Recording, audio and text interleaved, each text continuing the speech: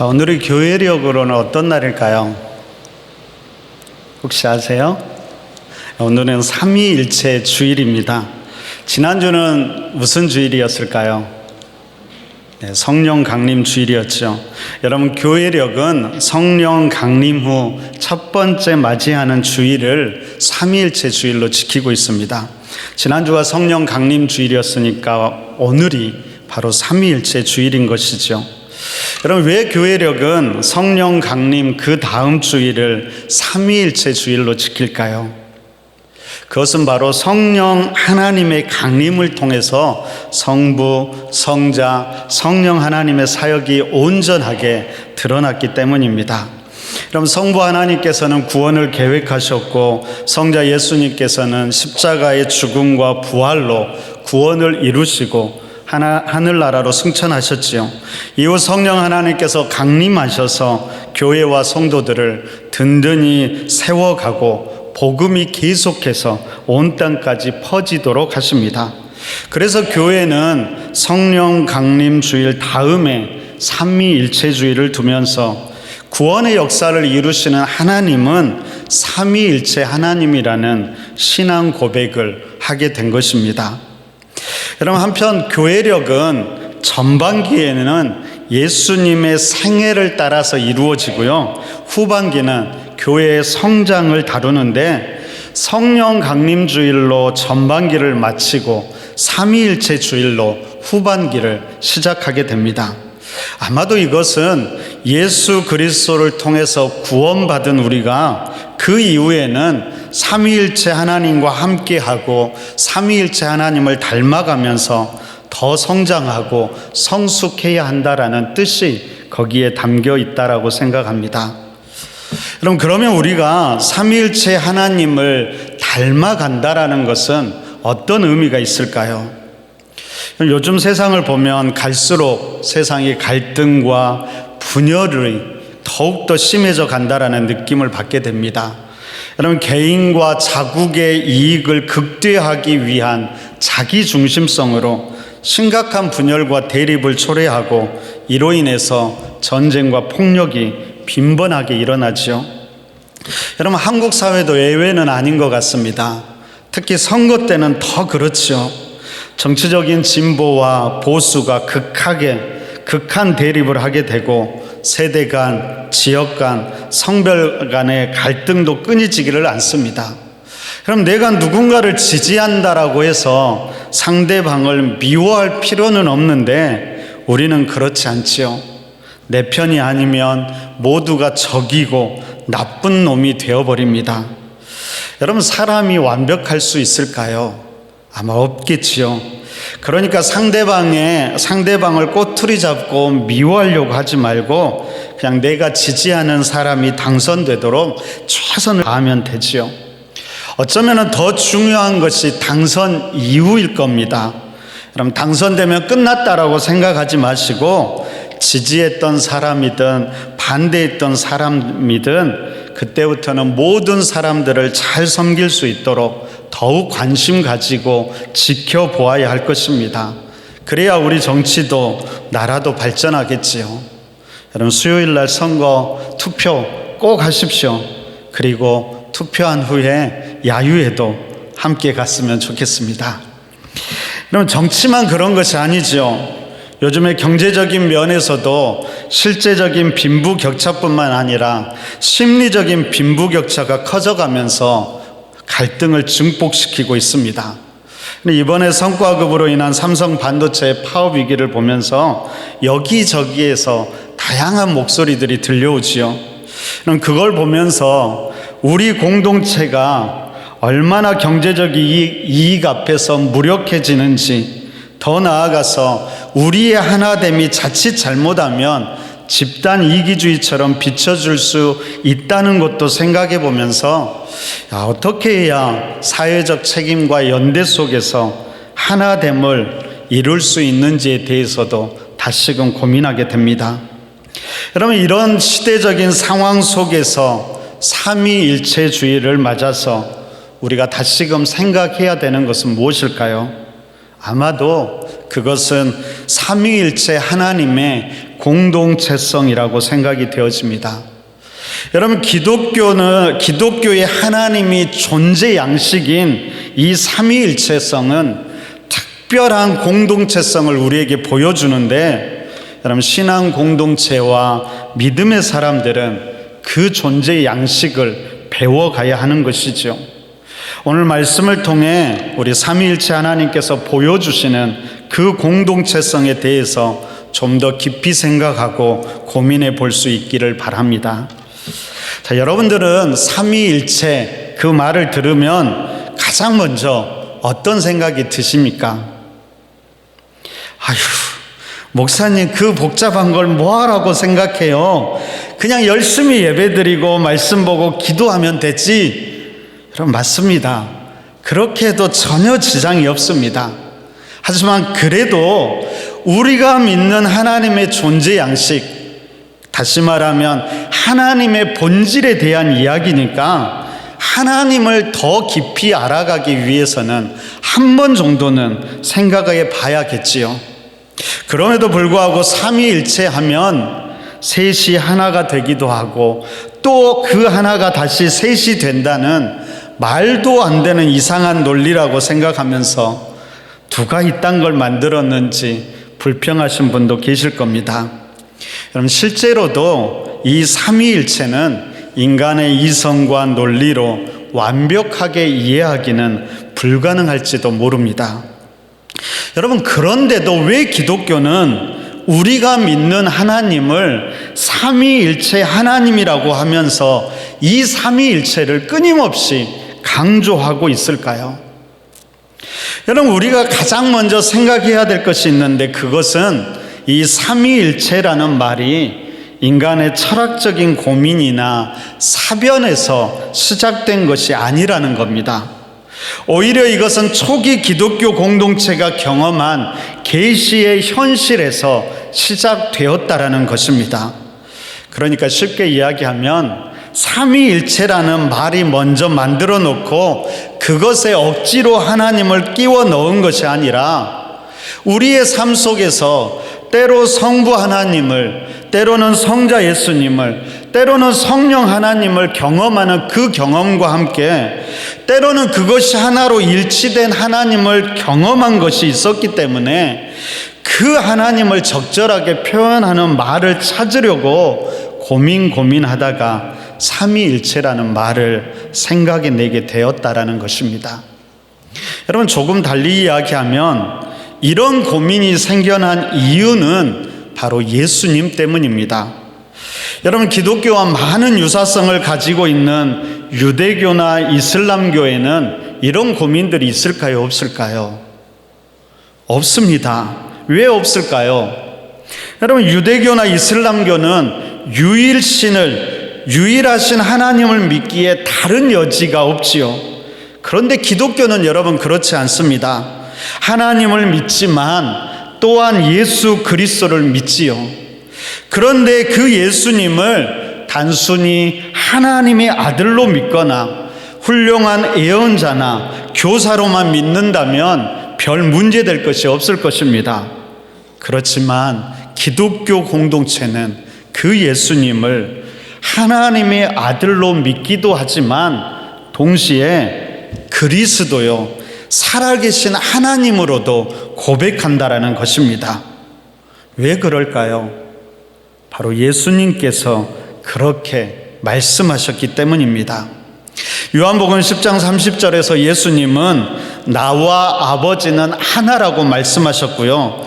요한복음 14장 10절과 11절에서는 내가 아버지 안에 거하고 아버지는 내 안에 계신 것을 믿으라고 이야기합니다. 또 요한복음 14장 9절에서는 나를 본 자는 아버지를 보았다라고 말합니다. 여러분, 사도 바울도 빌립보서 2장 6절에서 예수님에 대해서 말할 때 그는 근본 하나님의 본체라고 이야기하고요. 골로새서 1장 15절에서는 그는 보이지 않는 하나님의 형상이라고 말합니다.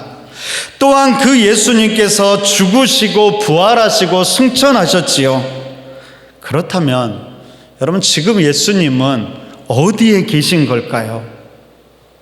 어디에 계신 걸까요? 당연히 하늘로 승천하셨으니까 하나님 보좌 우편에 앉아 계시겠지요. 그런데 놀라운 것은 믿음의 공동체는 예수님께서 승천하신 이후에도 하나님의 실존을 공동체 가운데, 이 땅 가운데서 경험하게 되었다라는 것입니다. 이것을 어떻게 설명해야 하는가라는 고민에 빠지게 되는데, 그러면서 발견한 것이 바로 성령 하나님의 존재였습니다. 예수님께서 하늘로 승천하시면서 보혜사 성령님을 보내주시겠다라고 말씀하셨는데, 바로 그 보혜사 성령님은 자신과 똑같은 분이라고 말씀하셨지요. 이로 인해서 하나님과 예수님 그리고 성령님의 관계가 복잡해지게 된 것입니다. 초기 기독교 공동체는 여기에서 중요한 질문을 던지지요.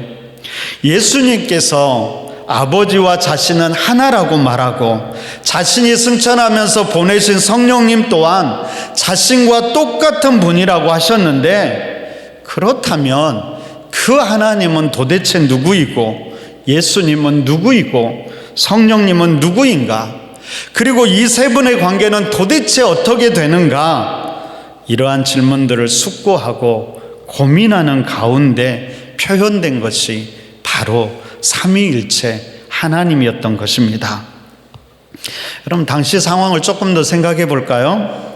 여러분, 초기 기독교 공동체를 이루어갔던 사람들은 모두 유대교라는 배경 안에서 살아가던 사람들이었습니다. 그래서 처음에 많은 사람들은 이 기독교 공동체를 바로 유대교의 한 분파 정도로만 생각하게 됩니다.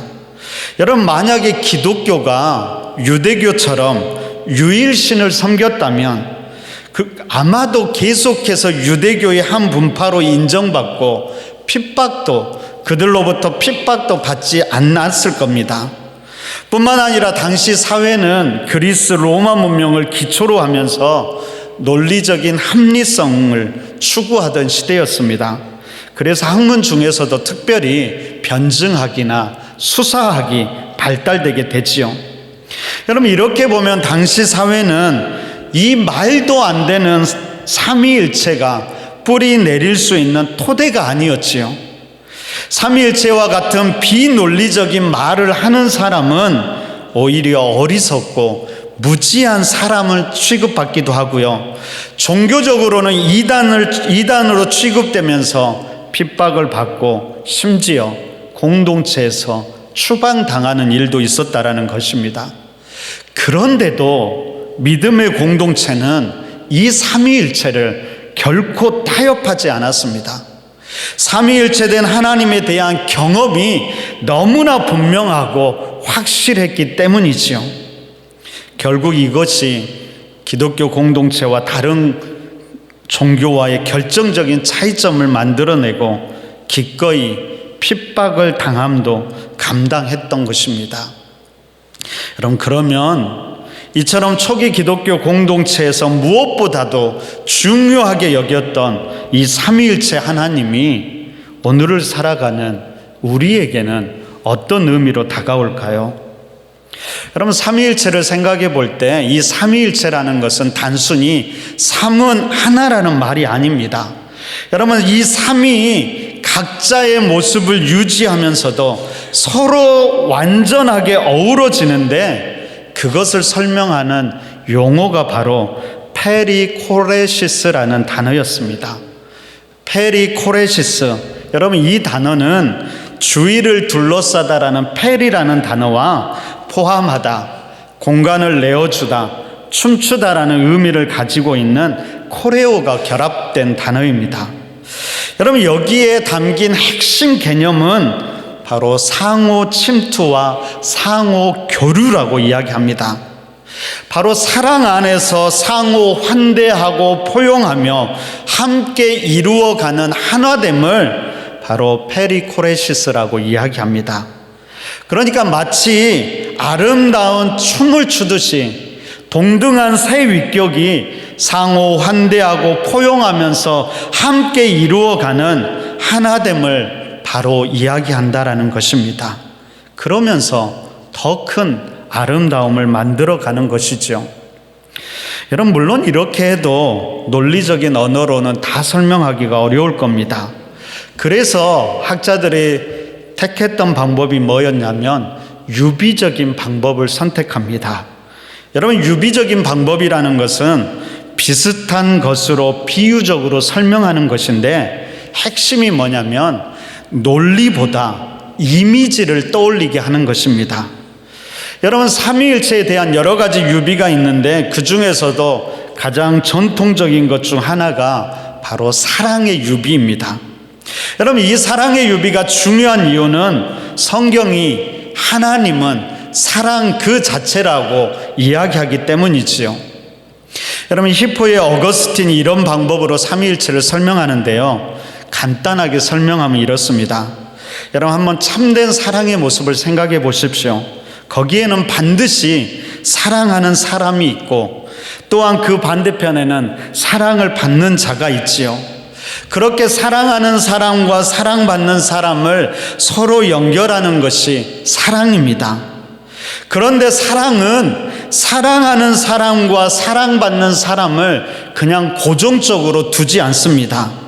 어느새 사랑하는 사람이 사랑받는 사람이 되고 사랑받는 사람이 다시 사랑하는 사람이 되는 것이죠. 이처럼 사랑은 사랑하는 사람과 사랑받는 사람을 사이를 끊임없이 오가면서 그 전체를 사랑으로 묶고 더 큰 사랑으로 확장해 가는 것입니다. 그래서 우리 하나님은 혼자일 때도 사랑이시고 함께 할 때도 사랑이 되는 것이지요. 이해가 되세요? 되는 것 같기도 하고 안 되는 것 같기도 하지요. 괜찮습니다. 제가 그렇게 말씀드렸죠. 유비에서 중요한 것은 논리적인 이해가 아닙니다. 이미지를 떠올리는 것이 중요하고요. 더 중요한 것은 머리가 아니라 경험을 통해서 알아가는 것입니다. 그러니까 단순히 머리적인 논리로만 이 삼위일체 하나님을 이해하는 것이 아니라 나와 너의 관계에서 공동체 안에서 실제적으로 사랑을 나누며 하나됨을 이루어 갈 때 바로 거기에서 삼위일체 하나님을 만나게 되고 경험하게 된다라는 것입니다. 그래서 요한일서 4장 7절과 8절은 우리에게 이렇게 이야기합니다. 우리 한 목소리로 한번 읽어볼까요? 함께 읽습니다. 자, 시작. 사랑하는 자들아, 우리가 서로 사랑하자. 사랑하는 자마다 하나님으로부터 나서 하나님을 알고 사랑하지 아니하는 자는 하나님을 알지 못하나니 이는 하나님은 사랑이심이라.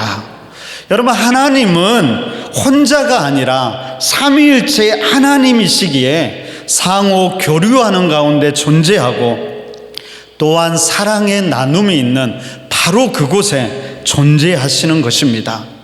그러기에 삼위일체 하나님을 경험하기 위해서는 반드시 우리 또한 바로 사랑으로 하나됨을 이루어야 하는 것이지요. 그러니까 여러분, 어떤 면에서 나 혼자서는 하나님을 제대로 경험한다는 것은 불가능한 것인지도 모릅니다. 바로 하나님은 삼위일체 하나님이시기 때문입니다. 여러분, 이런 면에서 본다면 우리가 기도하고 말씀을 보는 노력만큼이나 중요한 것이 바로 공동체 안에서 사랑을 실천하는 것이라고 말할 수 있을 것입니다. 그때 우리는 바로 거기에서 삼위일체 하나님을 만나고 경험하게 되는 것입니다. 예전에 우리가 성도의 교제 때 불렀던 찬양이 있지요. 사랑의 나눔이라는 찬양이 있습니다. 가사가 이렇지요. 사랑의 나눔이 있는 곳에 하나님께서 계시도다. 우리 함께 한번 불러볼까요? 사랑의 나눔 있는 곳에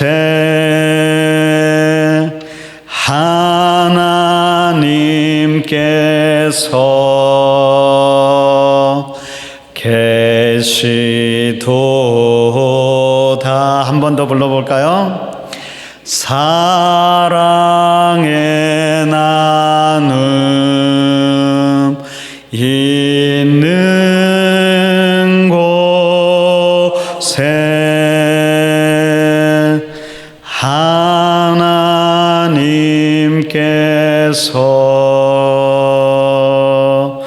계시도다.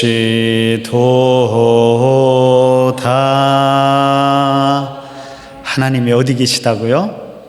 사랑의 나눔이 있는 곳에, 사랑의 나눔이 있는 곳에 우리 공동체 가운데 사랑의 나눔을 실천하고 하나됨을 이루어 갈 때 우리는 그 안에서 삼위일체 되신 하나님을 경험하게 되는 것입니다. 여러분, 동방정교의 신학자였던 블라디미르 로스키가 삼위일체로는 인간 이성의 십자가라고 이야기합니다. 그러니까 인간 이성을 다 죽인다라는 말이 아니라 잘못된 인간 이성을 올바로 교정한다라는 말입니다. 구체적으로 이 삼위일체 하나님은 우리가 하나님에 대한 생각을 교정해 주는데요, 하나님은 먼 우주에 하늘에만 계시면서 우리와 전혀 관계없는 분이라는 생각을 교정해 주고요, 또한 세상과 우주에 대해서 생각할 때 세상이 무의미하고 공허한 곳이라는 잘못된 이해를 교정해 주고, 또한 인간과 사람에 대해서 생각할 때 사람은 각자 떨어져 홀로 살아가는 존재라는 잘못된 생각에 대해서도 교정해 준다라는 것입니다.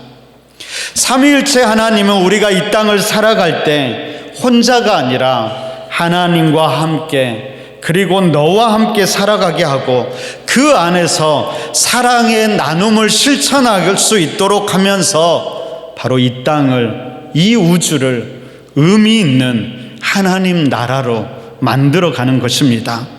바로 이것이 오늘날 분열된 이 세상을 살아가는 우리에게 삼위일체 하나님께서 던지시는 도전이라고 생각합니다. 그럼 이렇게 보면 공동체의 삶은 선택사항이 아니라, 주변 요소가 아니라 우리 믿음의 삶의 가장 핵심이고 본질이라는 것을 알게 됩니다. 여러분, 이 공동체의 삶을 단순하게 함께 있는 것만을 말하는 것이 아닙니다. 삼위일체 하나님처럼 기꺼이 나의 공간을 내어주고 그 안에서 상호 환대하고 포용하면서 마치 그 안에서 아름다운 춤을 함께 추듯이 때로는 내가 사랑하는 존재가 되고 때로는 내가 사랑받는 존재가 되면서 더 큰 아름다움을 만들어내는 것입니다. 여러분, 우리가 잘 알고 있는 김춘수의 꽃이라는 시 있지요. 한 번 정도는 들어보셨을 겁니다. 이렇습니다. 내가 그의 이름을 불러주기 전에는 그는 다만 하나의 몸짓에 지나지 않았다. 내가 그의 이름을 불러주었을 때 그는 나에게로 와서 꽃이 되었다. 내가 그의 이름을 불러준 것처럼 나의 이 빛깔과 향기에 알맞는 누가 나의 이름을 불러다오. 그에게로 가서 나도 그의 꽃이 되고 싶다. 우리들은 모두 무엇이 되고 싶다. 너는 나에게, 나는 너에게 잊혀지지 않는 하나의 눈짓이 되고 싶다. 여러분, 삼위일체 하나님의 형상을 가진 우리는 타인이 나에게 의미 있는 존재가 될 때 그제서야 비로소 나도 의미를 찾게 되고 우리의 진짜 본질을 만나게 된다라는 것입니다. 여러분, 이렇게 보면 하나님을 닮는다는 것은 다른 어떤 것보다도 관계적인 존재가 된다는 말이겠지요. 그러므로 우리는 결코 관계를 포기할 수 없는 것입니다. 여러분, 우리가 추구해야 할 최상의 신앙의 표현은 바로 마음을 열고 상대방에게 다가가서 사랑하고 사랑받는 관계를 형성하는 것이 될 것입니다. 여러분, 우리가 읽었던 오늘 본문, 이 오늘 본문이 들어있는 요한복음 17장은 예수님께서 이 땅을 떠나실 때 마지막 유언처럼 간절하게 기도하신 것이었습니다. 이때 예수님께서는 하나님의 영광을 위해, 그리고 함께했던 제자들을 위해, 그리고 미래의 믿음의 공동체를 위해 간절하게 기도하셨는데 그 내용은 무엇이었을까요? 여러분, 요한복음 17장 11절은 이렇게 이야기합니다. 우리 함께 한번 읽어볼까요? 11절 함께 읽습니다. 자, 시작. 나는 세상에 더 있지 아니하오나 그들은 세상에 있사옵고 나는 아버지께로 가옵나니 거룩하신 아버지여 내게 주신 아버지의 이름으로 그들을 보존하사 우리와 같이 그들도 하나가 되게 하옵소서. 예수님께서 간절하게 기도하신 것은 제자들이 이 땅에서도 보존되는 것인데 단순히 그냥 존재하는 것이 아니라 삼위일체 하나님의 존재처럼 온전한 하나됨을 이루는 그런 존재가 되는 것이었습니다. 뿐만 아니라 그들을 통해서 이루게 될 미래의 믿음의 공동체를 위해서 기도할 때도 이렇게 기도하지요. 우리 한 번만 더 20절과 21절 읽어보도록 하겠습니다. 자, 함께 읽습니다. 자, 시작. 내가 비옵는 것은 이 사람들만 위함이 아니요 또 그들의 말로 말미암아 나를 믿는 사람들도 위함이니 아버지여 아버지께서 내 안에 내가 아버지 안에 있는 것 같이 그들도 다 하나가 되어 우리 안에 있게 하사 세상으로 아버지께서 나를 보내신 것을 믿게 하옵소서. 우리가 하나 될 때 우리가 삼위일체 하나님 안에 거하게 된다라는 것입니다. 이렇게 현재와 미래의 모든 믿음의 공동체를 향한 예수님의 간절한 기도는 다른 것이 아니라 하나가 되는 것이었습니다.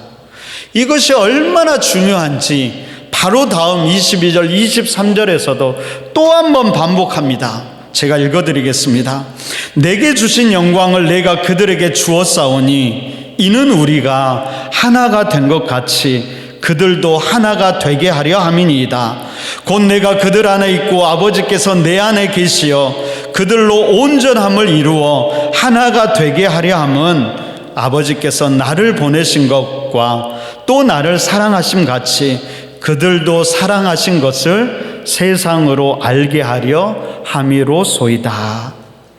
여러분, 우리가 하나가 될 때에만 우리는 하나님 안에 거하게 되고 그 안에서 삼위일체 하나님을 경험하게 되고 세상도 그제서야 하나님이 예수님을 사랑하고 또한 우리를 사랑한다는 것을 보게 된다라는 것입니다. 다시 말하면 하나됨이 하나님을 닮아가는 비밀이며 세상을 향한 가장 강력한 선교가 된다라는 말이지요. 그러기에 우리는 아무리 힘들고 어렵더라도 하나됨을 결코 포기할 수 없는 것입니다. 여러분, 오늘은 삼위일체 주일입니다. 말씀드린 대로 삼위일체 주일로 교회력은 한 해의 절반을 다시 시작합니다. 하반기에 우리가 더욱 힘써야 될 것은 무엇일까요? 바로 하나됨일 것입니다. 가장 작게는 나와 너의 하나됨이고 좀 더 확대하면 우리의 하나됨을 만들어 가야 합니다. 주의해야 될 것은 하나됨을 추구한다라고 해서 획일화를 강요해서는 안 되지요. 삼위일체 하나님은 동등한 자격에서 다양성 속에서 일치를 추구했다는 것을 잊지 말아야 합니다. 여러분, 페리코리시스라는 단어를 기억하면서 나와 다르지만 나와 동등한 존재임을 인정해 주면서 기꺼이 나의 자리를 내어주는 사랑 안에서 경청하고 공감하면서 상호 환대하고 포용하면서 사랑의 관계를 만들어 가야 하는 것입니다. 함께 어우러져 함께 아름다운 춤을 추듯 때로는 내가 사랑하는 존재가 되고 때로는 내가 사랑받는 존재가 되면서 더 큰 아름다움을 만들어낼 수 있어야 합니다. 여러분, 분명히 함께 하는 것이 힘들 때도 많을 겁니다. 그때마다 우리는 이 하나됨을 위해 지금도 애쓰고 계시는 삼위일체 하나님을 기억해야만 합니다. 지금도 예수님은 우리를 위해서 기도하고 계시고 성령 하나님은 우리와 함께 하시면서 우리에게 힘을 주고 도와주시고 성부 하나님은 모든 상황을 주관하면서 마침내 모든 것이 합력하여 선을 이루게 하실 것입니다. 그 삼위일체 되신 하나님을 신뢰하고 함께함으로 삼위일체 되신 하나님을 닮아가고 더 큰 아름다움을 만들어내는 귀한 믿음의 사람, 믿음의 공동체가 되길 간절히 바랍니다. 기도하겠습니다. 주님, 그렇습니다.